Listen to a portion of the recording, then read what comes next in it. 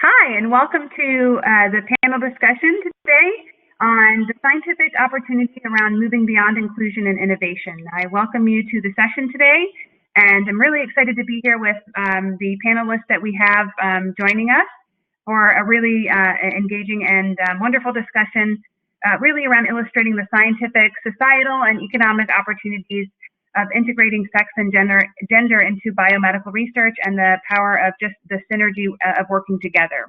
So we promise this to be a very interesting and engaging conversation.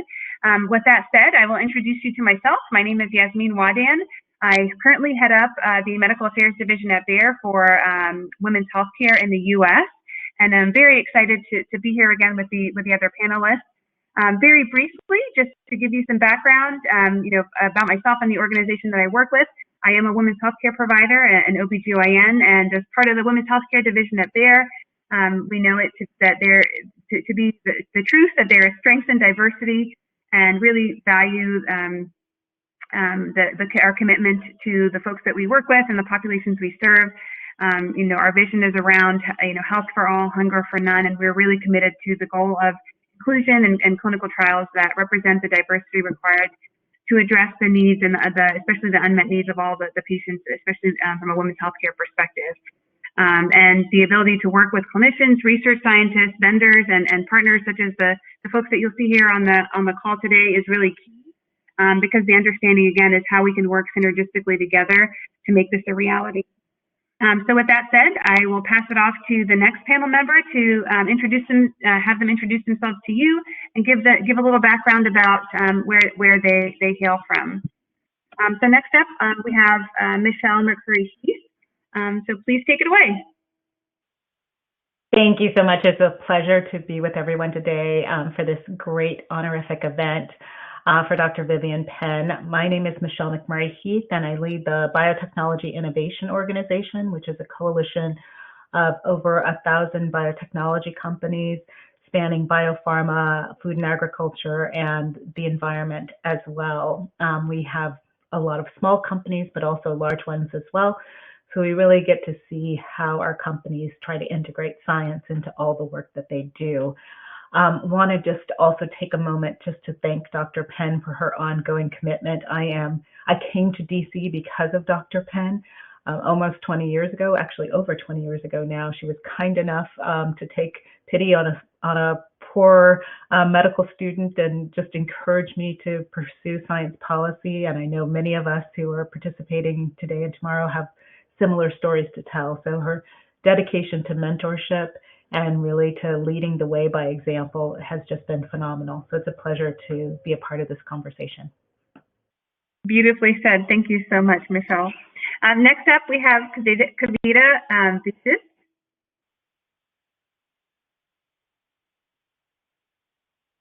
I had some technical difficulties, so you can't see my face, but hopefully you can hear me clearly.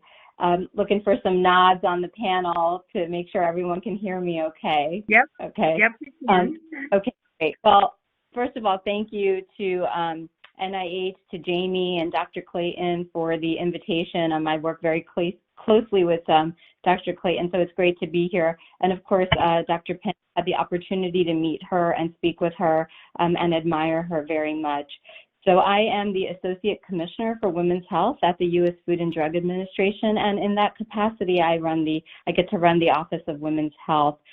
To give you a little bit of background about our office, so I'm sure everyone listening knows that the FDA is a regulatory agency, and what that means is that we're responsible for protecting the public health, really by ensuring the safety, efficacy, and security of human and veterinary drugs, biologics, medical devices, and ensuring the safety of our nation's food supply, cosmetics, products that emit radiation. So a really wide breadth of responsibility. I always think it's very neat when I look at these numbers, but we oversee over 6,000 different medical device product categories, 400 licensed biologic products, and 20,000 prescription drug products. We do not generally develop, manufacture, or test the drugs. What we do is review the data from clinical trials. So where does my office fit into this very large system? So we sit in the office of the commissioner, and although we don't make the regulatory decisions about product approvals, we are champions for women's health, and we really do bring an invaluable expertise, I feel, to the agency that really aligns with the mission for why we were created. We're a few years younger than the NIH Office of Research on Women's Health. We advocate for the inclusion of women in clinical trials and for appropriate data analysis.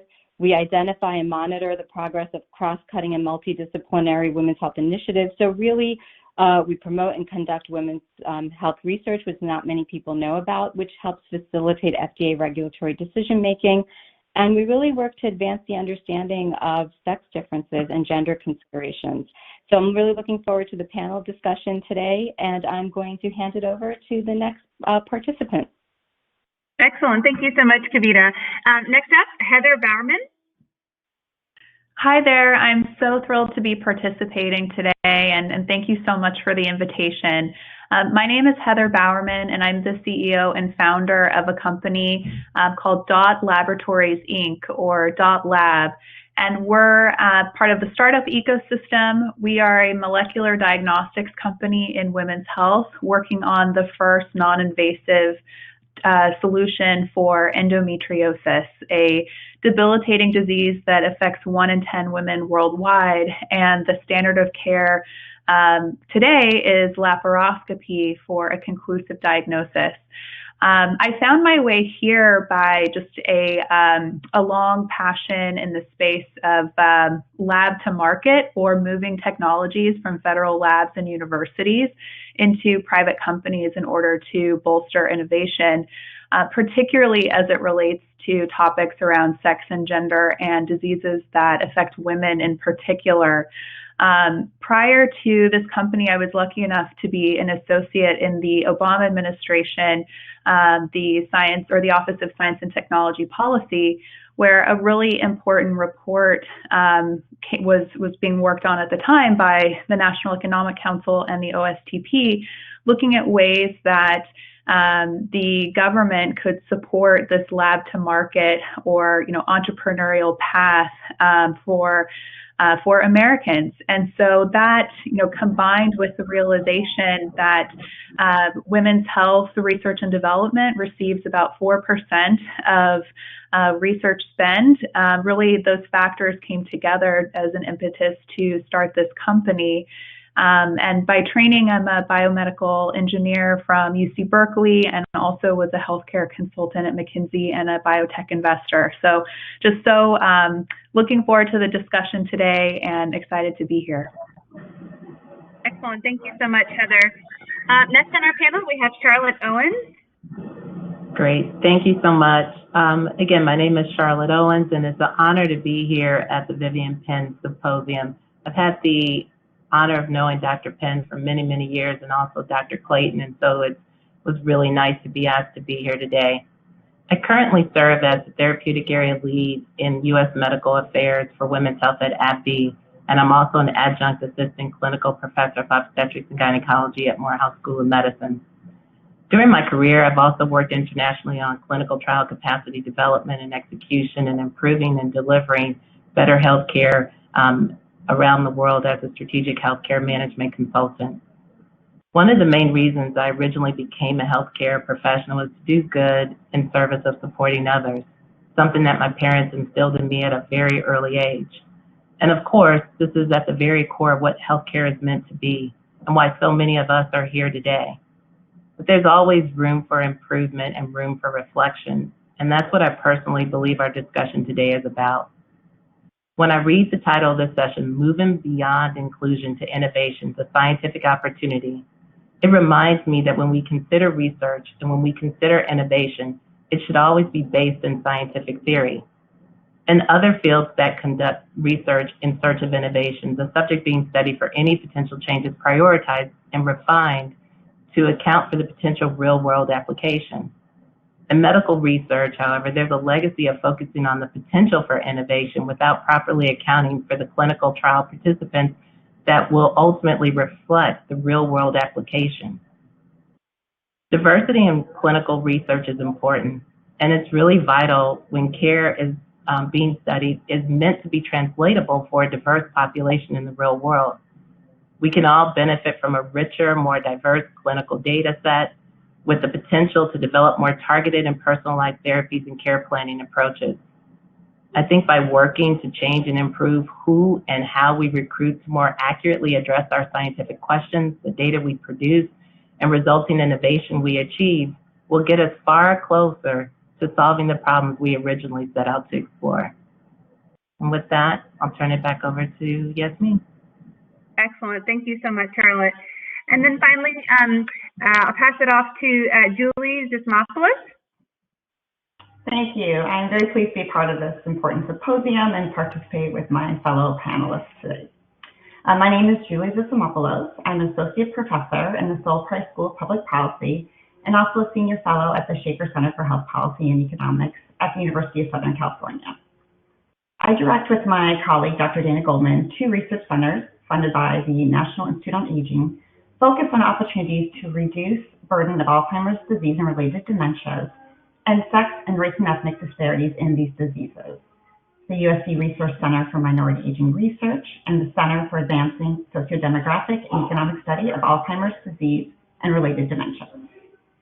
Myself and my colleagues at the Schaeffer Center, and with support from the National Institutes of Health, have developed an economic and demographic dynamic microsimulation model called the Future Elderly Model.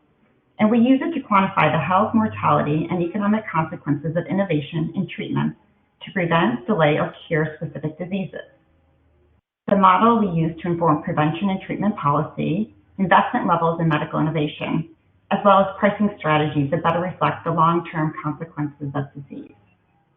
Today, I'm very pleased to participate and provide a perspective on the value of innovation in interventions, pharmaceutical and other treatments to prevent or cure disease, and the ways in which sex and gender considerations in these innovations impact how we assess their value and use this value measurement in policy decision-making and how it impacts future economic growth.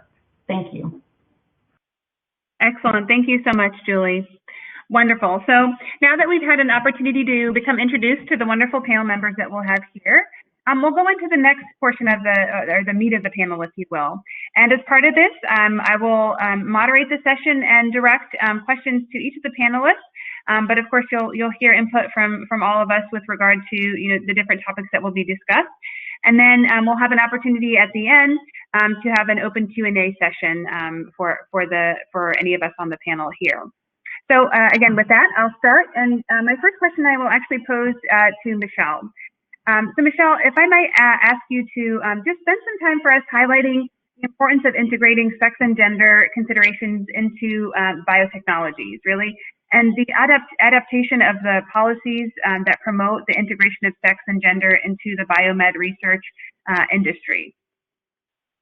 Well, it's obviously critical. Women's health has lagged behind that of health of the population in general. And so it's incredibly important that we pay attention to innovations that will really serve women going forward from here. I sometimes reflect on the amount of research and the breadth of the pipelines in, say, oncology writ large versus women's health and reproductive health, for example. And there's a huge dichotomy between the two. And I think we need to ask ourselves what we can do to really stimulate robust research across human health needs, particularly areas that have been neglected to date. So that involves quite a bit. It involves, picking your unmet public health need. It involves the way you select targets to try to pursue if you're in a company trying to develop new drugs for therapies. And it also impacts how you do the research. And so it's very important that we try to get all of our clinical trials, whether they're targeted at women's health or targeted at health effects across the population, to include representative amounts of women in their trials. And so at the Biotechnology Innovation Organization, we've been focusing quite a bit on how to stimulate diversity in clinical trials. And we think this is the right time to be asking this question. We've seen in recent examples in COVID, for example, where we have managed to enroll very diverse and representative clinical trials, at least much more so than we have in the past, in record time. And the conventional wisdom is that those types of trials take longer and are more expensive. And I think what we've learned is what's really important is for us to prioritize diversity in trials, to join forces so that we can use all of our connections and resources to try to help recruit diverse patient populations for trials, and then stick to our guns. And if you have those three ingredients, you can have very fast, appropriate, safe, and effective trials that are representative of the population to be served. And I think that should be our goal. Wonderful. Thank you so much, Michelle. I couldn't agree more that the more that we all make this sort of a shared focus and passion, I think the further we can drive it forward together. That definitely resonates with me. Thank you. Any other thoughts from any of the other panel members with regard to this specific discussion point? If not, we can move on. And the next question or discussion point that I had was for Kaveeta. So Kaveeta, this question is around what sorts of efforts, right, or resources have been established from the agency's perspective, from the FDA's perspective, to ensure transparency and inclusion as it relates to representation, similar to what Michelle was speaking to, and diversity for women in clinical trials, right? Here specifically, I know from the FDA's perspective, if you could highlight some the FDA Diverse Women in Clinical Trials campaign, which is something that I know has been undertaken, as well as the FDA OWH work to advance sex and gender-based science at the FDA. Sure, I'm happy to do that. And before I answer that question, I just wanted to add to what Michelle mentioned, because we have seen, the pandemic has really promulgated new innovative approaches to this whole clinical trial enterprise, right? So when you look at telemedicine, digital health capabilities, decentralization, these are all ways that we can actually get out and reach a broader population, right? And enhance inclusiveness. And just the other thing that's about is when usual trial sites are often located at major medical centers, right, or sites that work with CROs. And so if we really want to think about enrolling underrepresented and diverse populations, we need an infrastructure in clinical research that's really also supported at the community healthcare level. So where sites are near where people live and where they're getting their health care. So I just wanted to follow up on my thoughts on that. But to answer your question about, so to answer your question about transparency, some people maybe, the Center for Drug Evaluation and Research actually puts out yearly something called drug trial snapshots. And that is with the goal of making demographic data broadly available and transparent. And what it does is it details the representation for novel drugs that were approved within that center by sex, race, and age. And so recently, the Drug Trial Snapshot Summary Report, this was established about 5 years ago. They did a 5-year summary where they pulled together the aggregate data across years and specific therapeutic areas. And what that showed, and they broke it up by sex, was that for globally, we represented 51%. Females represented 51% of global clinical trial participants. And in the U.S., that representation was 56%. And on a whole, the U.S. contributed the most in terms of participants. When you looked at breakdown by race, greater than 70% of female participants were white, and about 8% identified as Black or African American, and that was actually similar for females and males. And then when you look across therapeutic areas, specific therapeutic areas, of course, I'm not going into indications that may be driving this, but neurology, GI, gastroenterology, ophthalmology had a higher proportion of females. And then specific therapeutic areas such as cardiovascular disease and infectious diseases, we saw less females than males. Now, we know our office did a decadal review a couple of years ago where they looked at representation of women in cardiovascular trials, and we saw that for specific indications like hypertension and atrial fibrillation and pulmonary arterial hypertension, we're doing really well. But for things like coronary artery disease, and I don't think this is a surprise to the audience, and heart failure, we aren't doing as well. And when they looked at the eligibility criteria, which is something that people often think of as being exclusionary, it wasn't the eligibility criteria. So the thought was that there's something in that pre-screening space that we're just not getting there. And that gets to my whole point of getting out into the communities where people are going to respond to their healthcare provider, their trusted healthcare provider, to potentially participate in trials. We also, the agency in 2020 actually put out guidance. It's called the Enhancing the Diversity of Clinical Trial Populations. It talks about eligibility criteria, enrollment practices, and trial design considerations that might be helpful. And there, the guidance touches broadly. I mean, so for those of you that aren't aware, guidance is our FDA's recommendations. They are not regulations, but the guidance has some suggestions. You know, are there opportunities to use adaptive clinical trial designs, which may allow for pre-specified changes in the trial so that as data becomes more available, you can alter the trial population, right, as you're learning more. And then making sure to look at eligibility criteria as you move from one part to another. You mentioned our Diverse Women in Clinical Trials campaign. This is actually a campaign that we've had for a few years now in collaboration with NIH's Office of Research on Women's Health. And this is really to raise awareness about diverse women, not just race, ethnicity, but also age, comorbidities, you know, other factors that we have to think about. And it talks about best practices in terms of, recruitment. There's like a toolkit, and then it links to the NIH's outreach toolkit as well. So that can be found on our website. And then I'm trying to remember your question. Did you ask about our research portfolio? No, I didn't, but I'd love to hear about it. Okay, well, I thought maybe you mentioned research, but the one thing I did want to mention, and I'll let you go to the next question, is that there's also ways to capture data in the real world.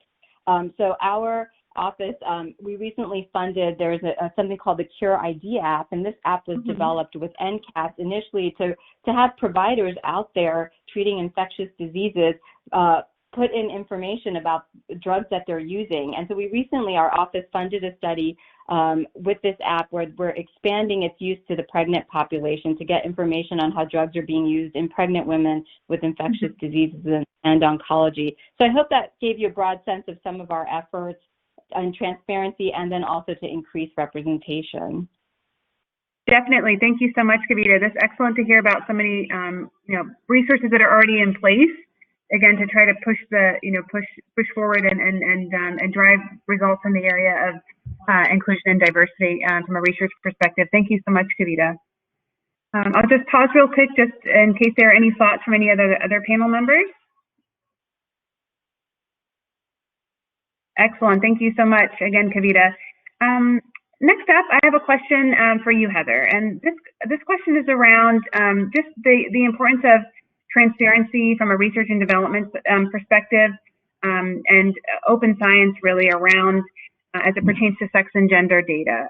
We understand that there are a number of programs and development meta-analyses that are done on drugs and therapeutics that don't necessarily make it to market, so to speak, but could in some aspects drive innovation and boost the economy. So, if you just I'd like to get your thoughts just spending a moment to discuss that particular aspect of it and how this will bolster evidence-based decision-making.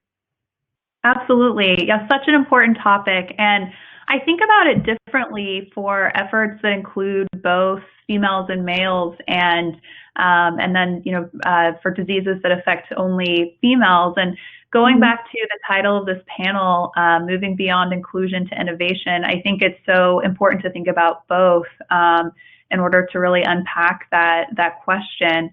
I think, for indications that affect both women and men, there are so many great examples to point to that illustrate your question.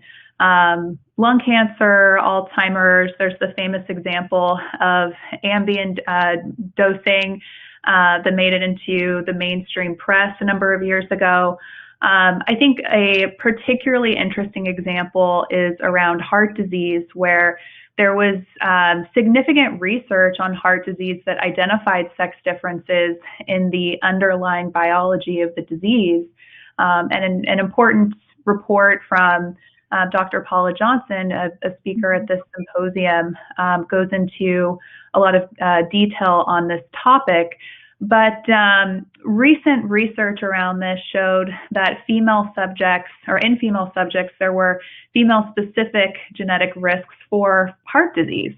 And another study showed that when investigators stratified their findings by sex to examine a genetic risk that might be associated with higher risk for heart disease, that women with certain gene mutations were 2.5 times more likely to be at higher risk for heart disease. And this was not something that and therefore, likely would have been missed if the study had failed to examine sex differences. So I think we all know, the importance of this issue. On the preclinical side, I think there have been so many really illuminating policy suggestions in recent years. The two most, I think, compelling ones are around thinking about labels that almost look like nutrition fact labels that could break out whether testing included adequate numbers of female subjects as a way to, put a spotlight on this important issue. I think to your point around data analysis, it's a really long road to think about, the progress that is needed ahead without an online gateway to provide public access to subpopulation data. I know that for many years, there have been a variety of efforts within academia and government, et cetera, to tackle this issue. And I think it's arguably the biggest untapped opportunity, especially for indications that affect both women and men, like heart disease. And for the area of, or as far as diseases that affect only females, I'd love to offer our work at DotLab as a case study for how we are looking to move the field of women's health forward, specifically for endometriosis, by really thinking about what has held research and development back on the diagnostic side to date, and what we're doing in our ongoing study called Empower to really tackle that issue. So the Empower study is currently underway across the U.S., and it's one of the largest ever efforts to evaluate a non-invasive diagnostic tool for this disease, and it's the first multi-center prospective cohort clinical diagnostic study of its kind. I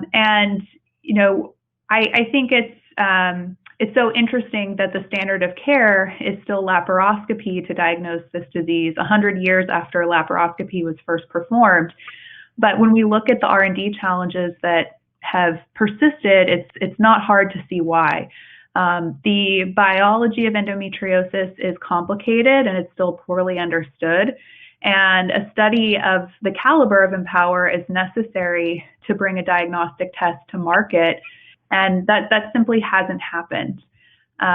So it's our goal to shorten the timeline to diagnosis with a non-invasive test. Our technology is looking at a class of biomarkers called microRNAs, which are non-coding RNAs that we couple with a proprietary machine learning algorithm that we've developed. Looking back to the 1980s, efforts were underway at countless laboratories throughout the U.S. focused on protein-based approaches for diagnosis. So we're far from the first group to look at non-invasive solutions for this disease, but ultimately protein-based approaches were offered insufficient sensitivity and specificity to yield a commercial test. And then for the first time, microRNAs were linked to human disease in 2002. And it wasn't until about 5 years ago that microRNAs were looked at in relationship to endometriosis. So we're really excited about this approach because of the potential to have a high sensitivity and specificity test, which is really what our field has been lacking. but there are significant challenges or areas of complexity to build a classifier that can distinguish between disease and non-disease. First, that endometriosis is highly heterogeneous, that the disease lacks a hallmark marker, and that microRNAs exist in healthy and diseased patients on a spectrum. And so thinking about those challenges combined with the reality that most studies in this space to date have looked at pelvic pain as a primary endpoint, as opposed to collecting specimens at the time of surgery in order to affirm the presence or lack thereof of endometriosis. I think it's clear to us why this technology doesn't already exist in the world, and I think it's just the next frontier of opportunity in women's health in many ways is to enable private companies to have the funding in women's health and the support of the ecosystem to move the science forward, the foundational science that's often missing for these diseases that affect women uniquely, where the biology is often poorly understood.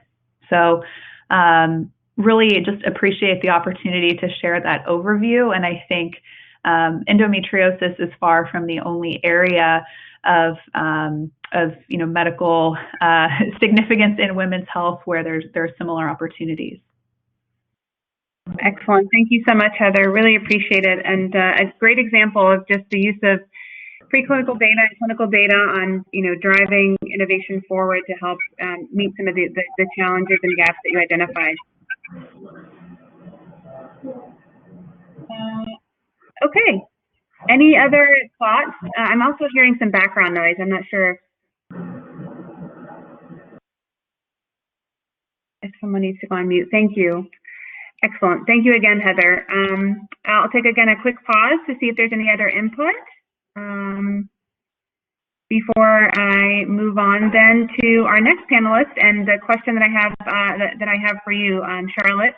And this question is around lessons learned from organizations such as the one that you're with, a focus on sex and gender awareness studies and or women's health as well, and really highlighting the organizations with good track records in terms of sex-specific innovation products and or have been successful in the recruitment and retainment of women in their clinical trials. Great, thanks for the question. I think one of the first things that we decided to do was to really put the women who we wanted to be in the clinical trial at the center of everything we did. Because one of the things we realized is that in order to really affect real change and to make sure that our trial was representative, we needed to identify not only who should be enrolled, but how to reach them. So I'm going to repeat a lot of things that have already been said by this great panel, but to really underscore the importance of it. In general, if we don't really have a really good idea about what the health landscape of the people we want to have in the studies and the communities in which they live that we have to partner with, it becomes really easy to just be on this process where we are working around the patient instead of through the patient's eyes. So from experience, I think there was a lot to be learned from the phase 3 and the phase 2 clinical program trial that I led that led to oral treatment option for the management of heavy menstrual bleeding associated with uterine fibroids. And one of the things we first did was mentioned earlier. We actually had the majority of our study sites outside of academic institutions. We did that very intentionally because many people do not live near most of the academic institutions, and we wanted to make sure that it was easy, it was convenient for people to get to the study sites before work, after work, on the weekends, after business hours, etc. So in order to do that, we had to think about transportation. We had to think about when you're asking people to fast for labs, that people are going to be hungry, people are going to be thirsty. And so providing holistic thought about how do you walk through each and every study visit and to account for that in our study design was really important, to not have any more in-person visits than we needed to leverage the use of technology when necessary, to not only communicate outward, but to get information in real time. partnering with investigators and providers that understood the communities that they served, and ultimately making sure that the investigators and the staff reflected the population that we wanted to have in our study. Really powering communications and trial participation programming to meet the logistic and communication needs of those we wanted to have in the study and retain.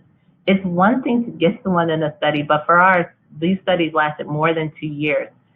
To actually incorporate ways to make it easy to participate, not only for the participants, but their entire family who are also a part of the clinical trial in one way, shape, or form, because of the need to have assistance, the need to make sure that you had questions, the need to make sure that the family and friends understood what this was all about, to educate the larger ecosystem, we found to be extremely important. And then one of the other major things I would say that we learned is you have to account for any existing healthcare gaps, barriers, or education that exist. Because what's really true for many people is that healthcare, unfortunately, is not always easily accessible. And even if they have some healthcare, they may not have comprehensive healthcare. So we learned that when you're really caring for people over a prolonged period of time, you have to build an ecosystem that can do that for them and account for all the life experiences that may come to that participant while they're in your study. Thank you so much, Charlotte. Definitely all tremendous best practices and just pearls that can be thought about, you know, for really a broad application to clinical trials. Thank you so much for sharing. Any input or follow up on Charlotte's talking points from the rest of the panel? I'll pause and give a brief moment, and then move into our last discussion point. I'll just jump in, and I want us to have a chance to get to our next panelist as well. But you know, there have been a couple of things that have been brought up that I think are really important. Right now, our lack of diversity in clinical trials is really just a canary in a coal mine. It's an indication of how laborious it is for most people, most families to participate in clinical trials, and the lack of certainty that they have that once they go through a trial that they'll have access to the fruits of that research on the other end. Having had family members that have gone through clinical trials, they are incredibly time-consuming, emotionally draining, and difficult. And so I think we need to turn the paradigm on its head and ask ourselves, how do we make it easier for everyone to participate in clinical trials? And that will also help us a great deal with diversity, will help us a great deal with trying to include women of childbearing age who may be caring for their families at the same time they're caring for their own health. So I really resonate with the stories told thus far, but I think it's important for us to think about this holistically as well. Agreed. Thank you so much. Yesmean, this is Kaveeta. Kaveeta. Well, and I just wanted to add one thing, and I agree with everything that was said. Was this, you know, in the pandemic with more women, you know, potentially having left the workforce early, publishing left. We heard a lot about this. This concept of shared identity, and I think as a collective, just making sure that in this clinical research enterprise, from you know, study personnel to PIs, that there's this concerted effort to make sure that women and representative women are involved along the way, I think could also go a long way. Exactly right, and also to make sure that the whole system that is engaged in that have extended hours. Make sure that there's not a penalty if the bus doesn't arrive on time, or if you're stuck in traffic, or if you actually have a job that requires you to travel. You have to plan, and so we actually even projected out. You have to plan around special holidays. You have to plan around Mother Nature. You know, during the course of our clinical trials, we encountered several major hurricanes that were extremely damaging to the lives and the practices of the study sites, and we had to have a plan B for that, even if it's moving people across state borders and things like that. And so you have to have that holistic approach, and you have to include the family, because many of us, if we're fortunate to have a family with us, they go along for the entire event too. They're the people that you talk to every night. They're the ones that see what's happening. So really putting the patient at the center and creating life moments throughout that clinical trial are really key for making sure that people can be fully engaged and present and inform the participants what happens after the trial is over. Publish information. Make sure that if people want to have access to data, that there's at least some mechanism to request that. I think when we know more, we can do better, and we can make sure that the mystery of participating in clinical trials and the burden of participating in clinical trials move in the direction of the patient in a very just centering, to your point, I think many of you have said on the panel, just center everything that's done around the patient, making it patient-centric. I know that's a trite term, but making it very patient-centric and thinking through the real lives that they live while they're participating in these trials, right? And taking that into consideration. I totally agree. Excellent. So our last question will go to you, Julie. And the question is around the potential economic opportunities for the inclusion of women across their lifespan and female animals in preclinical studies as well. It's well known that clinical trials are costly, and on average, it costs about $1 billion to bring a new drug to market. Unfortunately, the failure rate for clinical trials is high, and products have been removed from the market due to either adverse effects or other reasoning, specifically in the women's healthcare space. So just wanted to get your thoughts on, if more women were included in all phases of clinical trials, is there a potential to evaluate sex and gender differences in efficacy and safety that could, at the end of the day, have a financial impact and on money and time in the long run? Thank you, Yasmin, for that question. And I'm really glad to be able to add the economic opportunity to the great discussion that the panelists have stimulated so far. And I'll start by addressing the importance of innovation for improving health as a driver of economic growth, and then turn to the value of innovation and the ways in which sex and gender differences affect this valuation. So first, health as a driver of economic growth. Economic growth is going to come from a growing and larger workforce and a more productive workforce. And the growth of the labor force is a significant challenge today with declining fertility rates and aging of the population. And women are key to this economic growth. Women's participation in the labor force grew significantly over the last 50 years. And just as recently as 2019, before the pandemic, 76% of women aged 35 to 54 participated in the labor force, and 60% at older ages, 55 to 64. The rate of growth has recently slowed, particularly at middle ages. So innovations that prevent and treat disease for males and females alike across the lifespan is going to support this productive workforce and help grow the workforce. And that is going to be our engine for economic growth going forward. Now, turning to innovations and the value of innovations, U.S. medical and health research and development investment was about $190 billion in 2018. And we can think about the returns to this investment. We can quantify it by considering these expenditures relative to their value to individuals and society. So first, let me be a little bit more specific what I mean by value.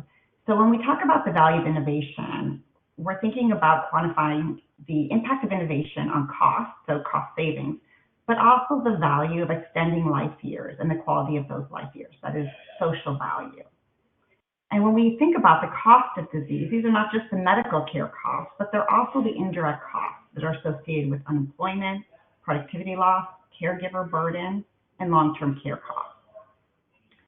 Now turning to the longevity and the quality of these life years, using a measure known as quality adjusted life years, or QALYs, we can estimate the societal burden of specific diseases and the value of innovation over time. So QALY is a proxy for the value of a year of life in perfect health. A commonly used valuation is about $150,000 per year.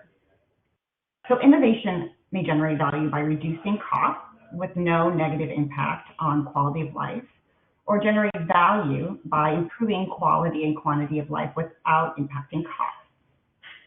So now turning more specifically to sex and gender considerations, these considerations will affect both parts of this value of innovation, the costs and the quality adjusted life years, the building blocks of our value, and using it to guide how we invest in research and development and how we implement and propose policy. So let me just give a few examples. So, and these are very well known. There are sex and gender differences in the access and use of medical care and long-term care that affect cost of both of these. There are sex and gender differences in the preferences and expectations and societal norms associated with caregiver roles that affect labor force participation and productivity. Women are much more likely to be caregivers for family. So innovations that prevent and treat diseases at older ages may reduce caregiver burden for women. There are well-known sex differences in responses to pharmaceuticals for the treatment of disease. And as my fellow panelists have mentioned, diseases differentially affect males and females. So they may pose a higher disease burden for one over the other that affect productivity. So symptoms of cardiovascular disease present differently in men and women. With respect to dementia, there are sex differences in verbal recall, which is a common screen for dementia that leads to differential diagnosing, with women tending to have greater verbal recall and a higher risk of delayed diagnosis for disease as it progresses. So I want to give one example, and then I'll turn it back to the panel, about thinking about the value of innovation and quantifying it using the numbers that I talked about, and a specific example of Alzheimer's disease.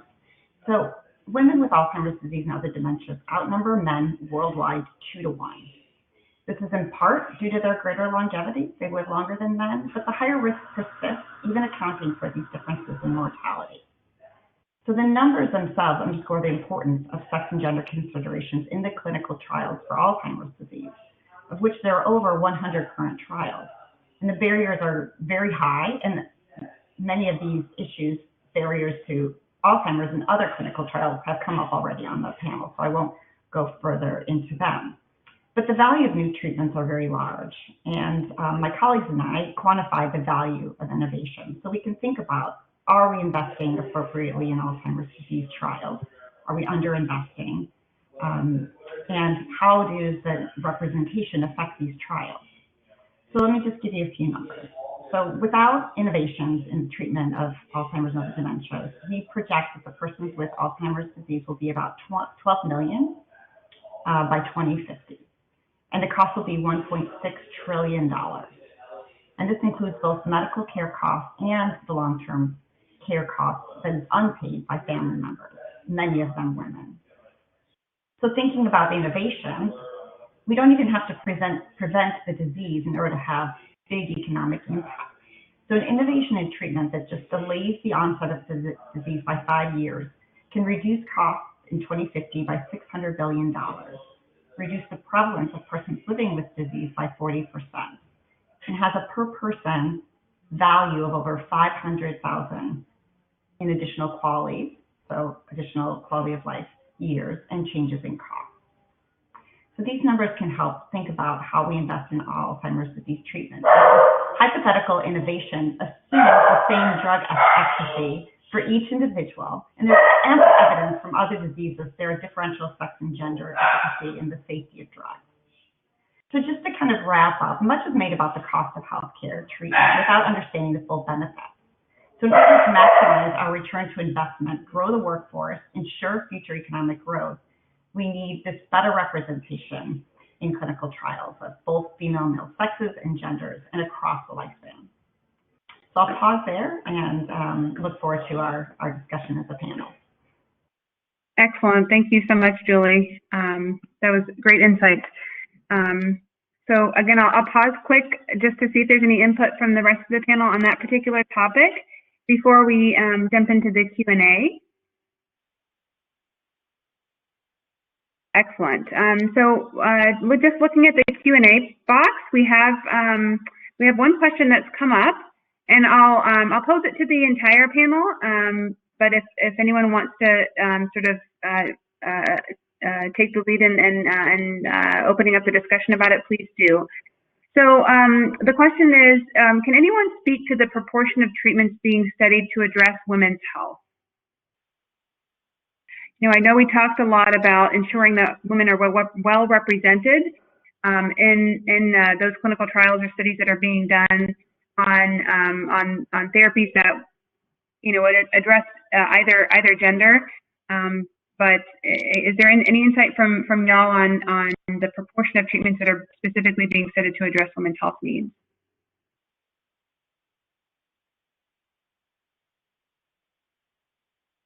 Well, I'll jump in. This has been a year where we've talked a lot about kind of systemic and institutional impact on differences in care and access and economic progress on racial and ethnic lines. I don't think we've done enough to unpack the impact of that along sex and gender lines. I often reflect back on the mid-1970s. I was really young at that age, but I think about how when we launched the war on cancer, we really stimulated the huge field of oncology, and the numbers of oncologists that we have now that are trained and are doing not just practice, but also research into new developments in oncology is huge. At the same time, in the same era, we had a moratorium on fetal and stem cell-based research that was, and politics aside, from that choice, it had a chilling effect on reproductive endocrinology and on, the specialty training in the OB-GYN field. And I think we have to look back at how some of those historical decisions have really impacted the huge, just the numbers of hands and minds we have applied to some of these key areas of women's health.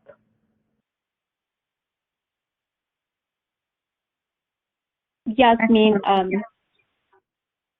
yes, go ahead. Yeah, I don't know if this answers the question or provides some insight, but I had mentioned earlier the drug trial snapshot summary report, and actually in 2019 there were 72% of clinical trial participants identified as females, and this actually what this reflected really was the approval of drugs for specific indications. If I'm recalling correctly, postmenopausal osteoporosis, postpartum depression, hypoactive female sexual desire disorder. That might help answer the question. Like there were quite a few approvals that year for female-specific indications, and when you took out those from the aggregate data, there was still 63% of clinical trial participants were females for the 40 other or so drugs that were for both sexes. Excellent. Thank you, Kaveeta. All right. So we have a couple more questions that have come in through the chat. The next question is around one that I've often also thought about myself, and that's around how can the time from inclusion to innovation be reduced, right? I know, and maybe Charlotte, I'll ask you to touch on this especially because you shared some of those best practices and those pearls, because it is something that we are working towards, making a regular part of what we do every day in terms of inclusion, right? Are there ways that we can start to implement those and implement them so that they are more quickly become a natural part of what's done from a research perspective? Yeah, I think you've actually answered the question, right? I think it needs to be a very intentional plan up front. Mm-hmm. So if your goal is always to make that part of the plan, just like you have to create a CRF and you have to do everything else, then it moves faster. But it also means that you have to be in touch with people that can help you have your pulse on what we're responding to. Simple things like, are people more likely to respond to text, or are they more likely to respond to a phone call? Well, we know that text is really a preferred modality. What's the likelihood of you being able to have more participants if you reach to them through various different media versus others? What's the likelihood that people are more likely to participate if you broaden your inclusion-exclusion criteria as much as possible? What's the likelihood if most of your visits are more virtual in nature versus face-to-face in nature for enhanced participation? So I think when we really start to have this as just part of how we're going to do trials, especially in a world that's moving through COVID at this moment. I think it becomes faster to do it because it becomes a habit. And I think the question before is also really important. Women's health is really whole body health. And so as we move towards, and I love the stats that we heard because it really helps us understand that whether a disease just affects only women or a disease that's found in a large number of women, having women a part of the research whenever possible just helps us all live healthier, stronger lives. It helps enrich the data and the applicability on the back end. So if we're driving towards innovation and we're being more inclusive, then we can all become healthier. And I think, again, at the beginning, we highlighted the COVID trials. I do think that's an important example of what diversity, not only of gender, but of race and age, has allowed us to be able to be a healthier society and to bring forth information that we can all use. Completely agree, Charlotte. Thank you so much. And I'll just add that I think that there, when we look at those the research and those therapies that are aimed specifically towards women's health, I think there, at least maybe I'm biased in this, but there needs to be an acknowledgement and understanding that the impact goes well beyond the woman, if you will, right? Because those women, I think that, as was mentioned before, have families and are an integral part of the communities and society as a whole. And so I think the impact reverberates well beyond just those women in those trials. Excellent. Thank you so much. And then we have another question that's come up. The question is, can you comment on ways in which we can work together across all sectors to advance this field? I'll take a quick moment to say that I think this is an important step forward and driving this forward, right? That's just, participating in opportunities like these to meet with one another and have open dialogue and discussion around the topics that we've discussed today is hugely important because it brings this topic to the forefront. It puts it on the table, and we can then recognize that we each play an important part of this ecosystem and an important part in making this a foundational sort of commitment for ourselves and pushing it forward from each of our ends. But I'll pause there again, and I'll pass it to the panel members.